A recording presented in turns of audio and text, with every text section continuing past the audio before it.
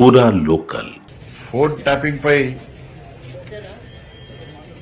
రాష్ట్ర ప్రభుత్వం నియమించినటువంటి special investigation team SIT గత నెలల క్రితమే విచారణకు హాజరు కావాలని చెప్పి నాకు నోటీస్ ఇవ్వడం జరిగింది. వాస్తవానికి గత వారమే హాజరు కావాల్సి ఉండే, కానీ పార్లమెంట్లో సింధూర్ ఆపరేషన్ సింధూర్ పై చర్చ ఉన్న సందర్భంగా పార్టీ యొక్క ఆదేశాల మేరకు ఆ రోజు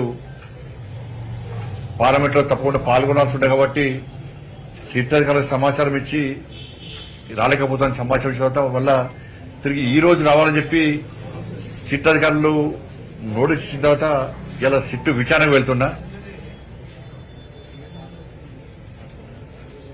నా దగ్గర ఉన్నటువంటి సమాచారం, నా దగ్గర ఉన్నటువంటి రికార్డ్స్, కాన్వెన్షన్ రిపోర్ట్ అంతా కూడా సిట్కి ఇవ్వబోతున్నాను.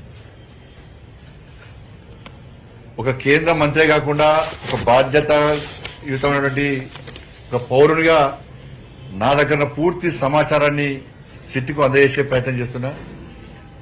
ఎందుకంటే తెలంగాణ రాష్ట్రంలో అందరికంటే ఎక్కువ అత్యధికంగా నా ఫోన్ కాల్సే ట్యాప్ చేయబడ్డాయి. అసలు మొట్టమొదటి ఫోన్ ట్యాపింగ్ విషయంలో ఫోన్ ట్యాపింగ్ బయటపట్టింది కూడా నేనే.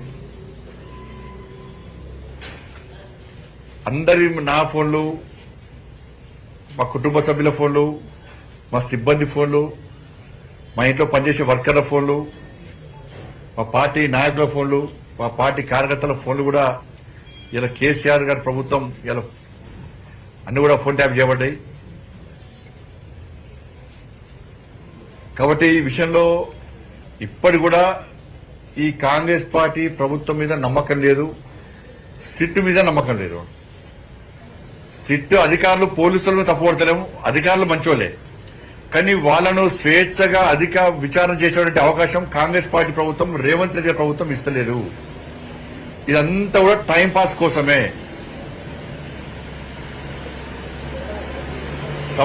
సంవత్సరాలు విచారణ పెట్టడం కాలయాపడేస్తున్నది. కేసీఆర్ కుటుంబంలో ఒక్కరిని ఇంతవరకు అరెస్ట్ చేయాలి. కమిషన్లు వేసారు, టైంపాస్ చేస్తున్నారు. కమిషన్ రిపోర్ట్లు వచ్చినా చర్యలు తీసుకునే పరిస్థితి లేదు. కాబట్టి బీఆర్ఎస్ కాంగ్రెస్ ఇద్దరి మధ్య దోస్తానా, వాళ్ళిద్దరు కలిసి ఈ డ్రామాలు ఆడుతున్నారు. కాబట్టి దీని మీద నమ్మకం లేదు.